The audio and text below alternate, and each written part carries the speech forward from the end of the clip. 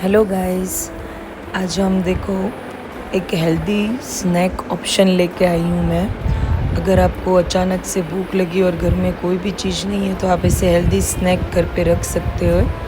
ये हल्दीराम की बेल है। हमेशा हेल्दी चीज़ें चुनोगे ना तो आपका जितना फूड क्लीन होगा उतनी हेल्थ अच्छी होगी।